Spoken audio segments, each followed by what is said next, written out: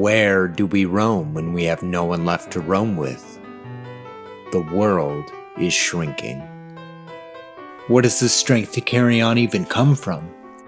From art.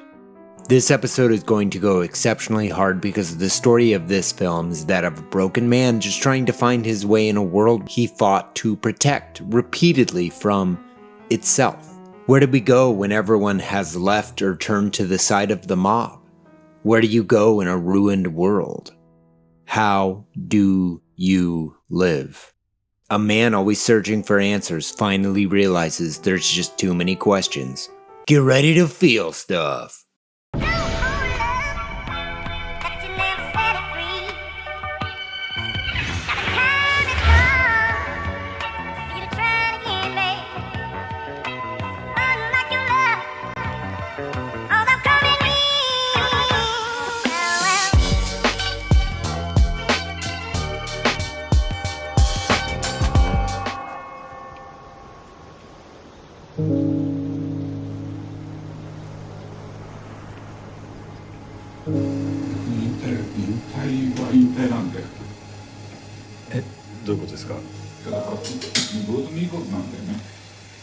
Making a movie is a mountain to be climbed.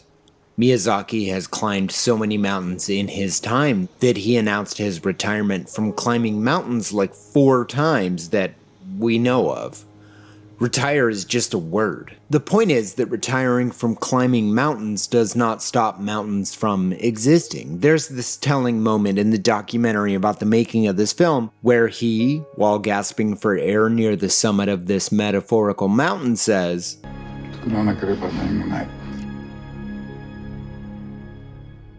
he spends the entirety of the documentary struggling to find where the art even comes from. From pain, Hayao. From pain. From pain. Sometimes inflicted on oneself to feel. Mostly the world just inflicts it on you. Point is, retire is just a word. The Boy and the Heron, aka How Do You Live, was a 2024 film written and directed by Hayao Miyazaki. This channel has a relationship with Hayao Miyazaki movies. I did Mononoke at a time when I almost died, and Howl's Moving Castle while struggling with the destruction of our home. They're movies with persistent, grown-up, too-fast kids saving the world through understanding and compromise. Or fight less, talk more, say sorry sometimes. There's a theme. There's a theme. Understanding each other's imperfections, kind of a big deal in Ghibli movies. One might say that sentiment tears through Miya-san like an artist struggling to breathe. Why don't they understand it yet? I wonder aloud as I make another film perfectly indifferent to human existence. The story of this film is inextricable from its creation, the studio's creation, honestly. Isao Takahata co-founded Studio Ghibli with Miyazaki. The first film under Takahata's direction was Grave of the Fireflies. To say that the artistic breadth of the studio is defined by this collaboration, but often kind of a rivalry of these two men, is an understatement. It is also easy to see the reverence Miyazaki has for Takahata. Paxson, a nickname and practically the only way that Miyazaki will refer to his friend, worked as a director at the studio with Miyazaki on his films. It is also not difficult to see that Paxson was the collaborator that spoke Miyazaki. There's a dry, nihilistic irony to the way these men chose to interact with an uncaring world, screaming into the void to care, and yet the void persisted. And so did the gallows and their humor. Takahata was diagnosed with lung cancer and died on April 18, 2018. This film started production and storyboards in 2017, so the loss of Paxson weighs on the entirety of this production. Grand Uncle in this film is Paxson, and this movie is attempting to reach him once more. Everyone on the production literalizes this constantly. Though it is also not difficult to literalize this movie as Miyazaki attempting to find his friend, now separated across the veil. Hayao sits at the tip of a very long shadow. I mean, Grand Uncle is a great many things in this story. He's Paxson, he's Miyazaki's regret over time, especially in that to find viable successors to probably the greatest run in cinematic animation the world has ever seen. You cannot overstate the importance of Studio Ghibli to the entire pantheon of art. It's in all of us. Ghibli is all of us watching a man reflect on the dying of that brilliant and long-standing dream that will rip out your soul and stomp up and down on it. When you watch the documentary Hayao Miyazaki and the Heron, it is defined by this loss, a headstrong journey out of retirement that immediately faces the reality of time. Who are you when you are the only one left? The journey is defined by loss within the studio. This has a staggering effect on Hayao's mental state over the better part of 6 years. Also, COVID just kind of happens in there. Everything about this film should have never happened. An animation masterpiece, even by Ghibli standards. Hayao's fourth curtain call. And my friends, we'll be talking about this film, and yes, the parakeets for the rest of our lives. Has Hayao always been this cynical? Have we always been this naive? I think I've talked about Ghibli and dips into nihilism in the past because they are bonded, one and the same. Attempting to find joy in the face of annihilation. A whimsical, strikingly gorgeous meditation on the persistency and uncaring nature of time. It claims us all. Maybe make some art to work through the feelings of coming to terms with that. We are temporary, and therefore, we are mighty. The Boy and the Heron is the story of Maito, a kid who must grow up too fast against the backdrop of World War II. He loses a parent through an act of war. Maito is an imperfect, selfish kid who doesn't understand why his mother died, why his father works for the system that actively killed her. Cannon hurts! Maito wears the scars of his own selfishness. Who are you, Hayao Miyazaki? A question asked of oneself over the course of this film, vibrating from its soul. It's not like it used to be. There are no simple answers if you climb this mountain, Maito. There are no simple answers if you ascend this peak, Hayao. Going into his 80s, Hayao decided to climb the highland to see Granduncle once more. There is never a question about whether to climb the mountain after retiring from mountain climbing. Retire is just a word. It's more than a job. If you don't ask these questions, no one will. This movie is asking one deceptively simple, yet infinitely unanswerable question of Hayao, and by extension, you.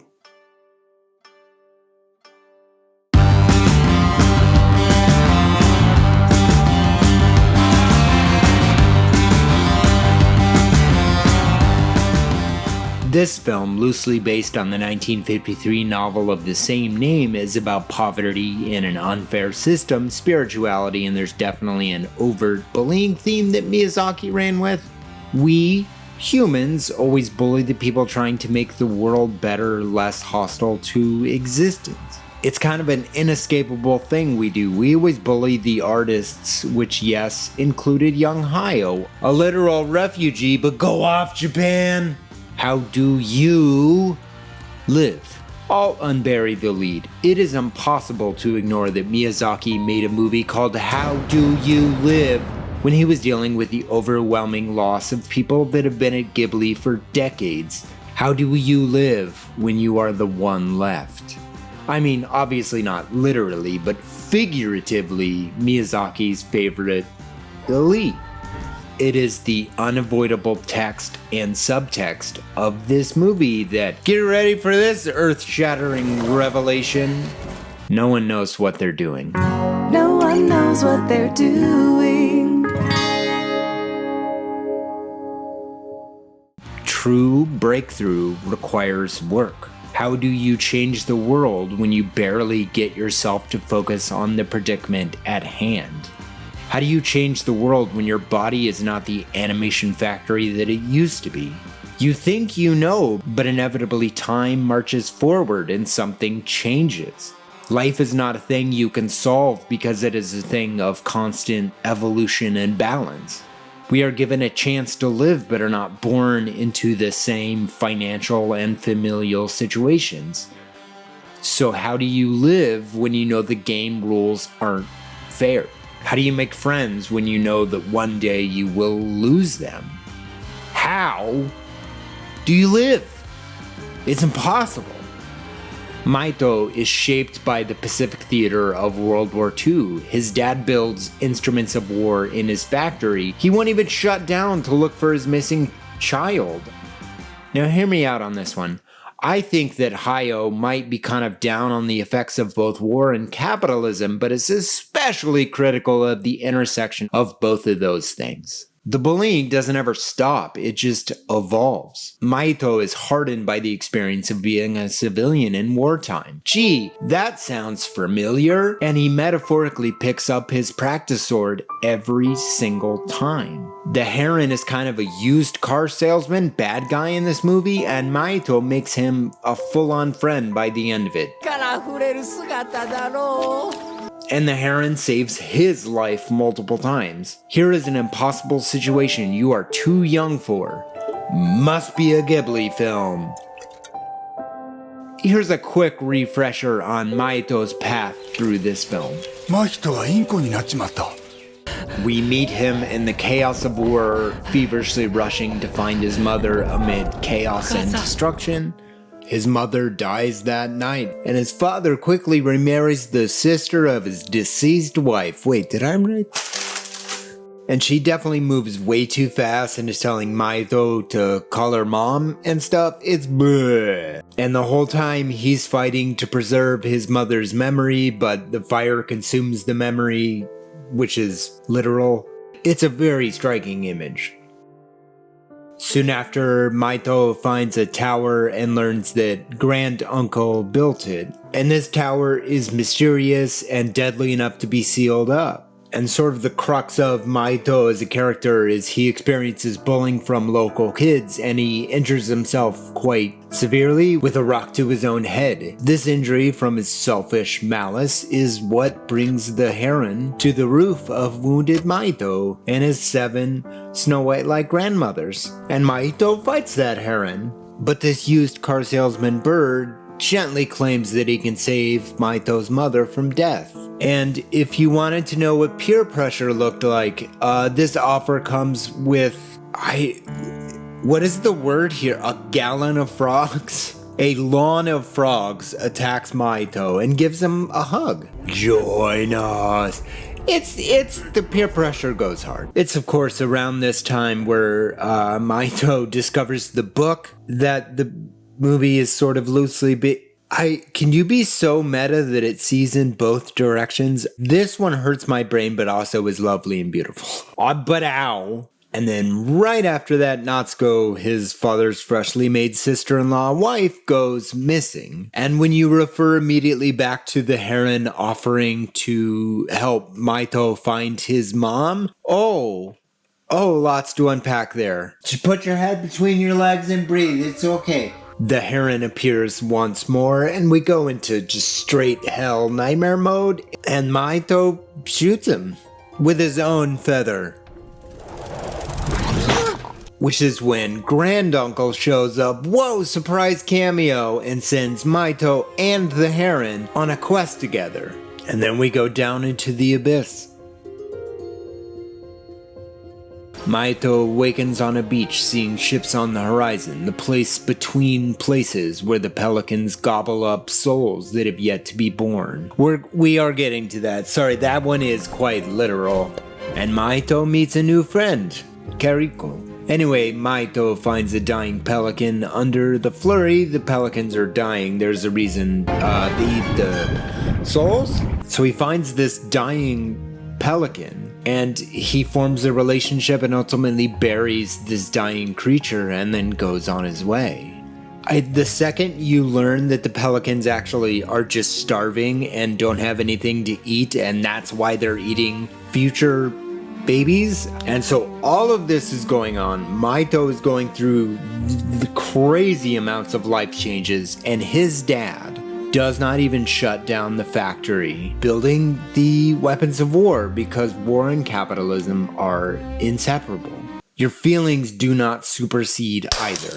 And we sort of also learn that granduncle and father are sort of similar in that granduncle got a lot of people killed when he was building this tower originally. I don't think his likeness to Edgar Allan Poe is an accident. And then we meet the parakeets. Whoa, it's not even raining. These parakeets are terrifying, which you just have to accept. But then we meet Hime, who burns all the parakeets that were about to eat Maito. Maito makes it very clear that one of his new friends is the Heron, which the Heron finds very surprising, which is kind of the moment this movie just like cracked me. And it's as all this comes together because the parakeets are sort of terrorized by this Hime person. Hime in the spirit realm, when she left the earthly realm, sort of became this protector. She becomes the hero of this world, and he realizes that, oh, this world needs her too. And in the end, even the pelicans that ate all the babies, Maito's like, you can come too.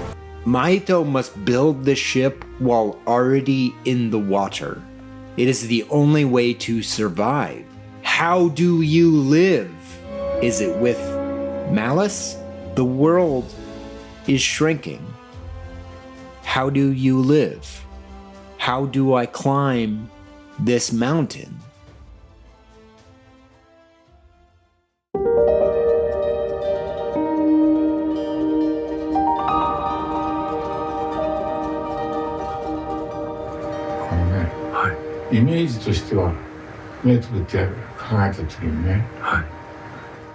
Art must be endured.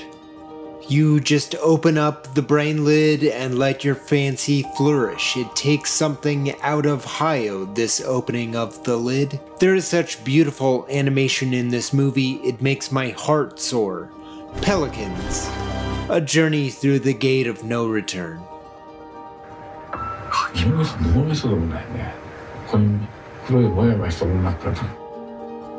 いや、時々思うよ。ああ、これで俺は死ぬんだなと見ながら。In the end, all we have is art.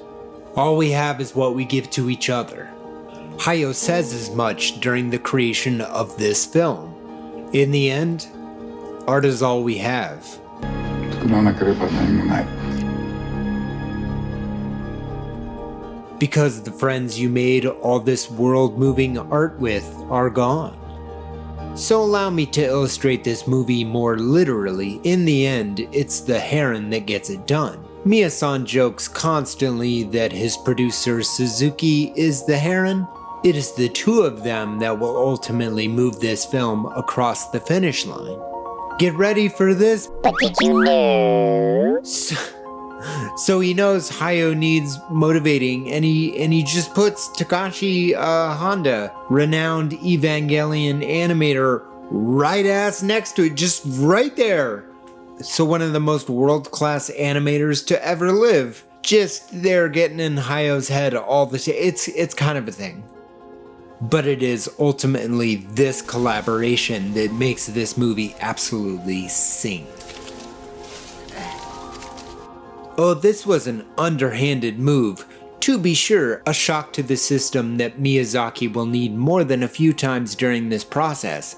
He is starting anew at 77. Most people don't elect to climb mountains at the ripe old age of 77. He also talks about opening up his brain lid, though this time, it's in a way I think Hayao is slightly unsure if he'll be able to put the lid back on again. And for this part, I think it's important to talk about artistic process. The brain lid, we have to sort of literalize the figurative. So, loosen up your brain lid, I guess, and prepare to journey through the skies of reverence. The brain lid is what holds the parakeets in. Miyazaki is into his 80s when this movie sees completion, itself a spiritual celebration of everyone he's ever worked with his whole life. The movies are idiosyncratic because they've always put aspects of themselves into them.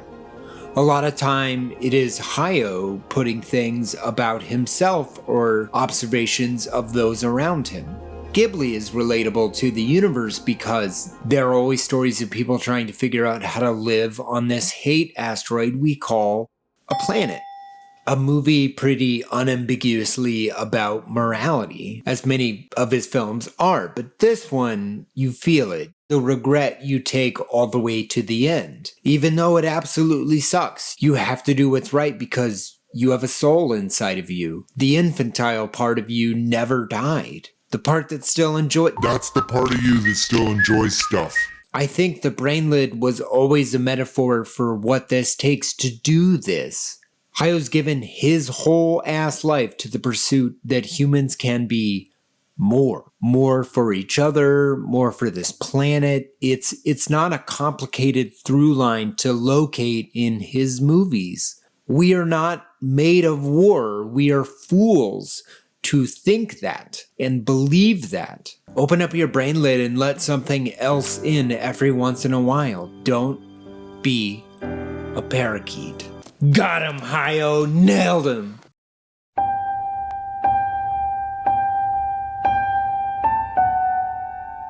Life is pain.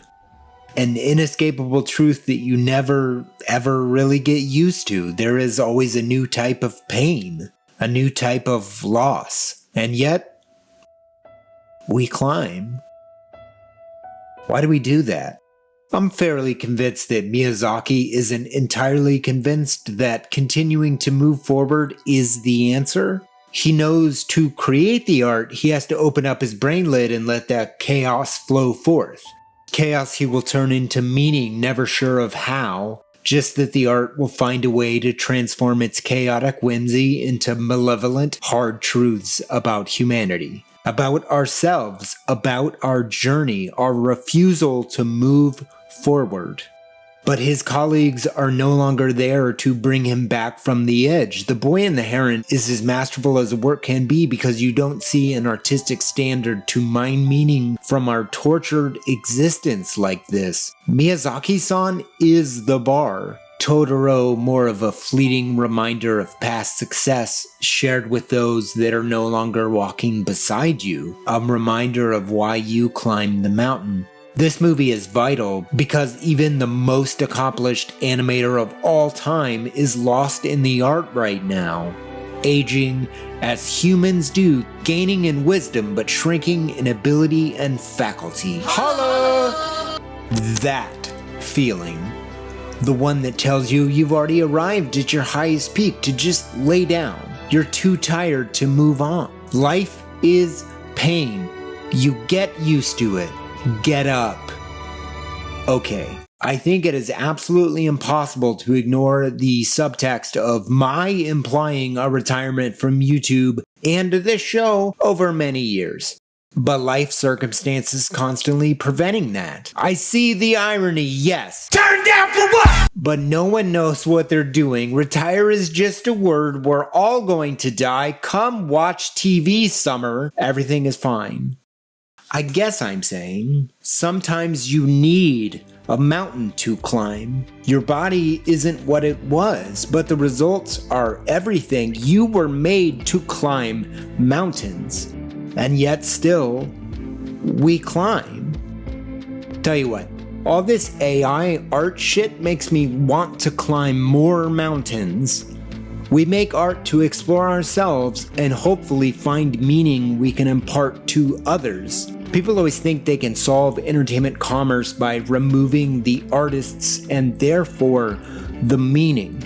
They are wrong. Don't let them think they are right. The message is, and still, we climb.